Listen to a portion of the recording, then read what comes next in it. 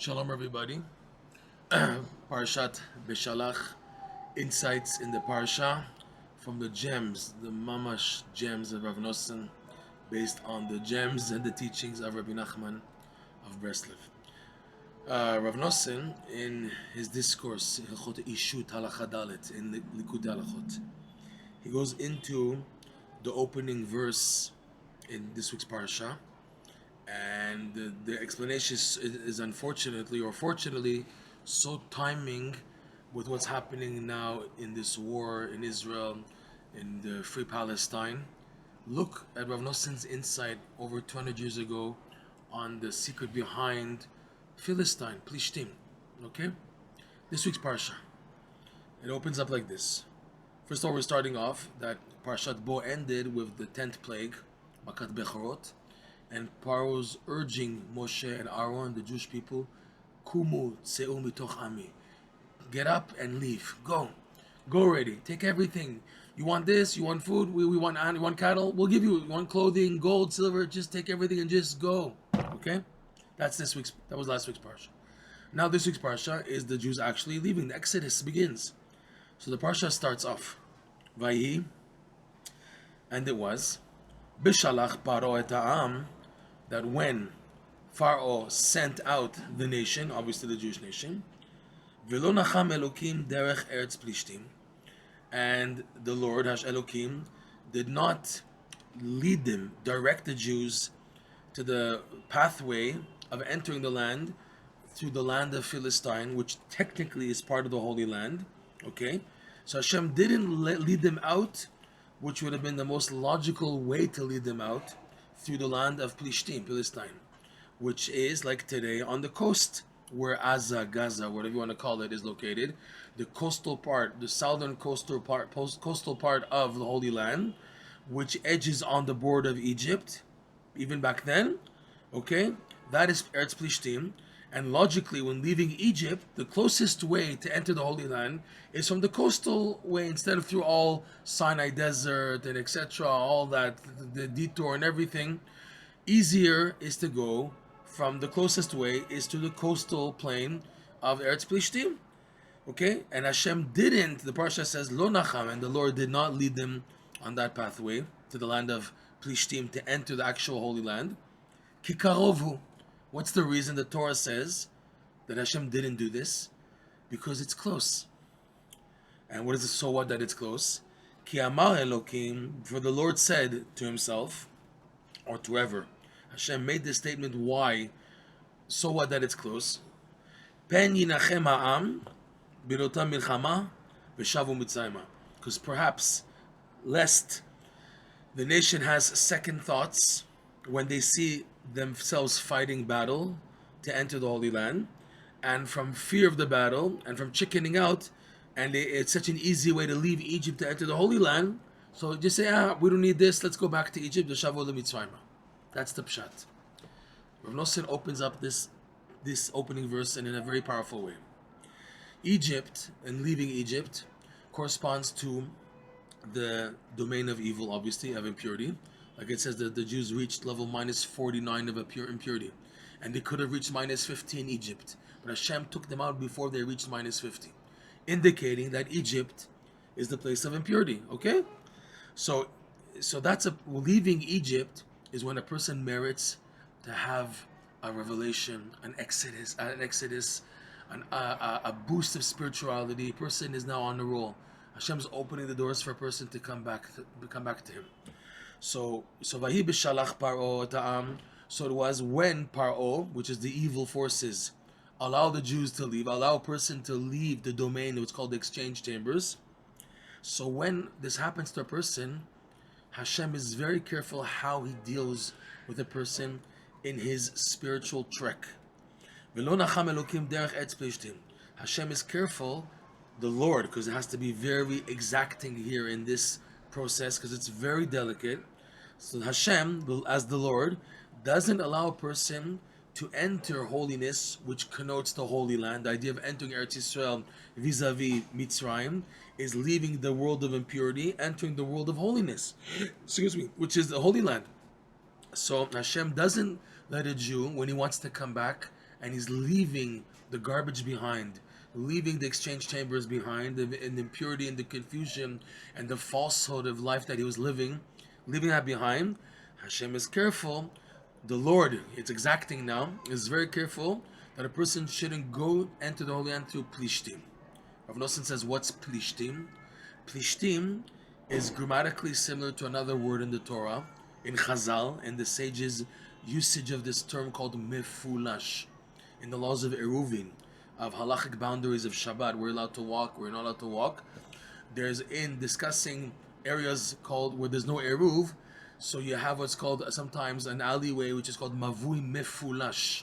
Means open on one end, open on the other end. There's no like wall. It's open from end to end. And there's all discussions in the Gemara. You can see there in Masechet Eruvin, if it's Rishut Harabim, Carmelit, whatever, it's used in whatever context it's needed to be used, okay? But the meaning of mefulash means to be open from end to end. And Rav Nosson says, this is the idea of Plishtim.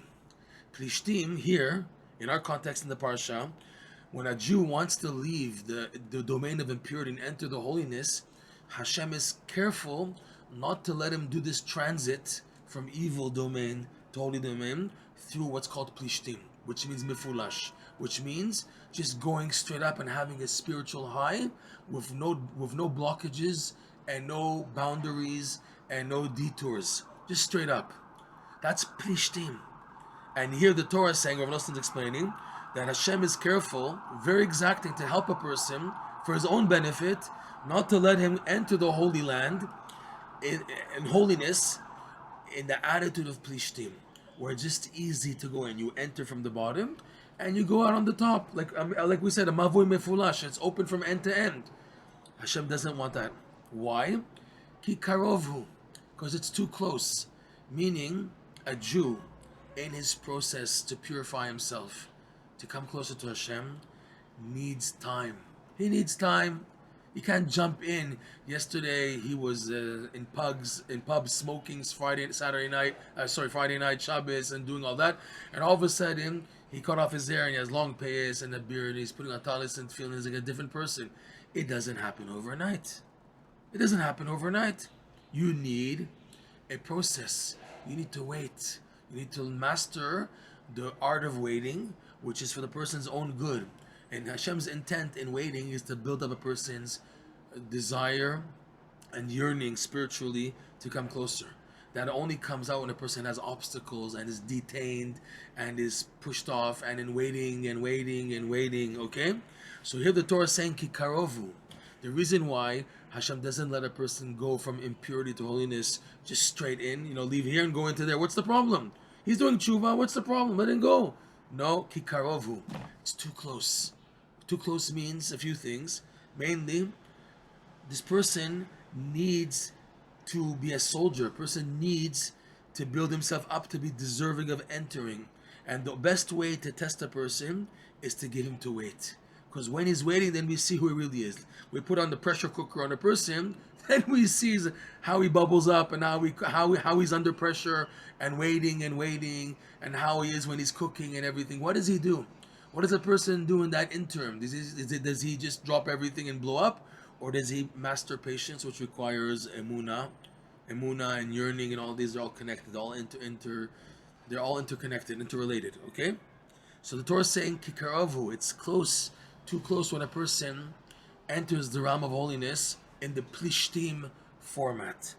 Ki amar Elokim, because Hashem, the reason is, now the Torah is saying, okay, so what? Why do you need this patience stage for a person to develop himself? Let him just leave the darkness, enter the holiness. Isn't that what you want, Hashem? Isn't that what you want, that the whole world come back to Hashem? Isn't that good? Does it make sense? And Hashem says no. Ki amar Elokim, because the Lord says that a person doesn't have the expertise of patience, which Rabbi Nachman calls, in Likutey Moharan lesson 24, he calls it the highest level, called the Keter. The highest level, the Keter, which is the gateway to holiness, believe it or not. The gateway, you need to master patience in order to enter there. Okay, so Hashem says, the Lord said that if a person doesn't have the patience, so then he'll have second thoughts. If now things are too quick, so when he's faced with with tests and tribulations, and he's not holding there because he doesn't have the vessels that he did never build, because he just went from one realm of darkness into holiness in one shot, and he didn't have a chance to build himself. So pen yinachem ha'am, lest the nation has second thoughts. Birotam milchama, when he sees the battle. Oh, I thought it was so easy to be Jewish.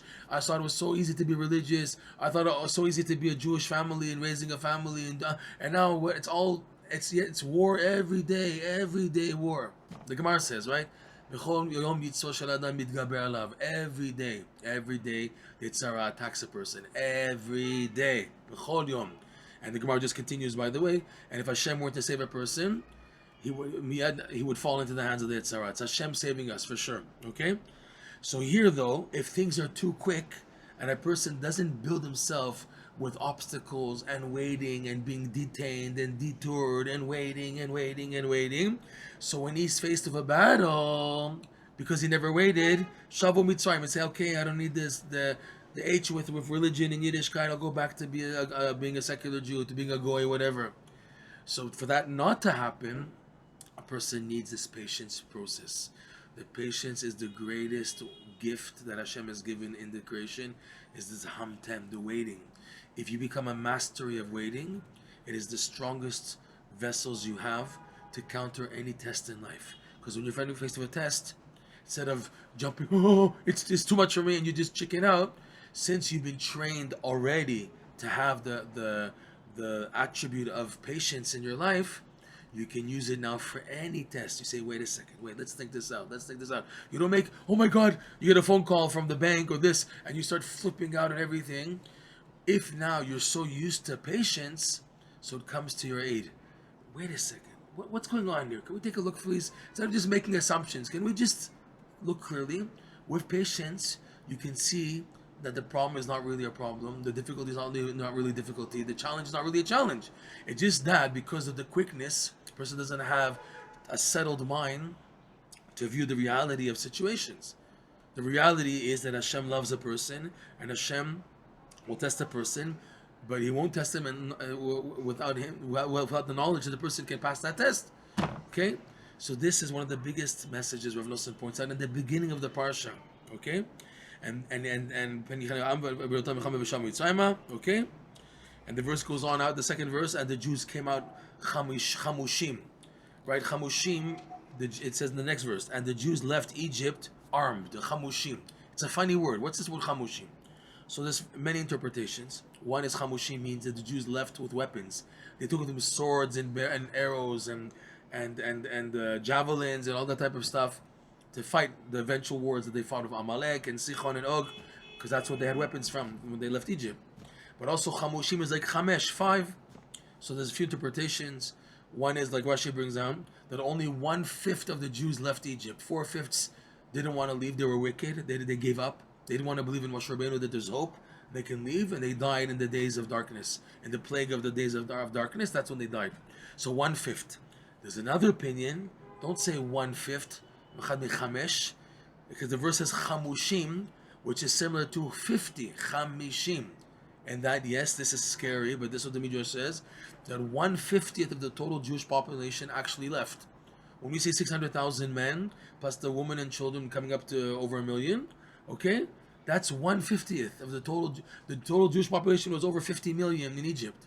49 million died in the plague of darkness. So Nosson says that chamishim, in the positive vein, also refers to the 50th gate, the 50th level. That if a person is careful not to have a Plishtim attitude, okay, he will have patience, and with the patience he'll come to the true holiness of the Holy Land, which is the 50th gate. And we can say what's happening in the world of free Palestine, the deeper spiritual meaning is that people want a quick fix. Free Plishtim. Let us have a quick fix. If it's whether in the physical world, and all the more so in the spiritual dimension, people want it easy. Don't make it hard on me, okay? Let's go. I just want to do tshuva. I want to press the button and win the lottery. You make it easier for me. I don't want to work hard. I don't want to wait. I don't have patience. So people are in Plishtim mentality. They want Plishtim, everything mifulash. I want it easy, let it be easy. I want my tshuva to be easy, my Judaism to be easy. I want my money and everything. So that's the message that we're hearing free Palestine, free Palestine. It's to free the end of being mefulash. People don't want to work and earn the reward. They want it on a free platter without working and earning. They want it quick, no waiting. And the Torah's attitude is no. This week's parsha, no. Hashem knows what's good for you, and waiting is the greatest gift you can have in life. You just may say, how much Hashem, how much I'm going to wait? That's Hashem's business. You have to do your part, and Hashem will open the doors. Just you have to wait for the salvation. Like Rav Nosson once said, salvation comes to those who wait for it. You have to wait for the salvation. Everyone, okay? It's a test for everybody, and the key is you have to wait and wait until they open the doors. Shabbat Shalom.